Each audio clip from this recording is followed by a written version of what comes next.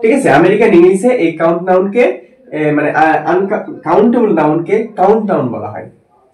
এখন কথা হচ্ছে কি কারণে কাউন্ট নাউন মানে নাম রাখা হয়? সমস্যা নাই, এটা হচ্ছে গণনা করা যায়, এই কারণে কাউন্ট নাউন রাখা হয়। এখন কথা হচ্ছে আমেরিকান ইংলিশ কেন, বা আমেরিকান ইংলিশে যদি কাউন্ট নাউন বলা হয় তাহলে ব্রিটিশ ইংলিশে সেটাকে কি বলা হয়? ঠিক আছে না, প্রশ্ন তো আসতেই পারে। এখন কথা হচ্ছে ভাইয়া, আমেরিকান ইংলিশ এবং ব্রিটিশ ইংলিশ বিষয়টা আপনাদের একটু বুঝাই। আমেরিকান ইংলিশ এবং ব্রিটিশ ইংলিশে তেমন কোনো পার্থক্য নাই।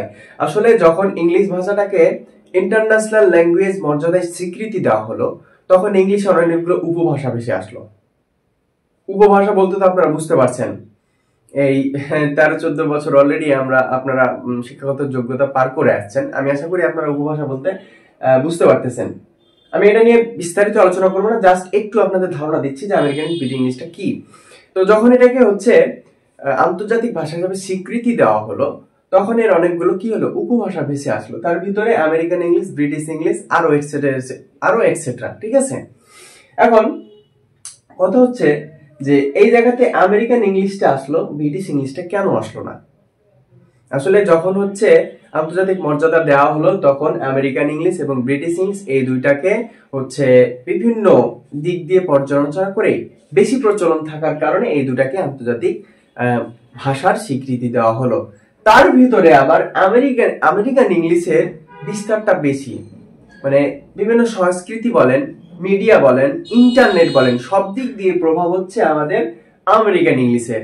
এই কারণে আমরা বিভিন্ন জায়গায় কোন ইংলিশ ব্যবহার করি? আমেরিকান ইংলিশ ব্যবহার করি। এবং দেখা গেছে যে ব্রিটিশ ইংলিশেও আমেরিকান ইংলিশদের অনেক বেশি আধিপত্য থাকার কারণে আমেরিকান ইংলিশের গ্রামাটিক্যাল রুলগুলো ব্রিটিশ রুলেও অন্তর্ভুক্ত হয়ে যাচ্ছে ইদানিং, কারণ এদের হচ্ছে সংস্কৃতি, মিডিয়া, ইন্টারনেট সব জগতে অনেক বেশি বিচরণ। ঠিক আছে, যাই হোক, আমি আশা করি আপনাদেরকে বোঝাতে পারছি।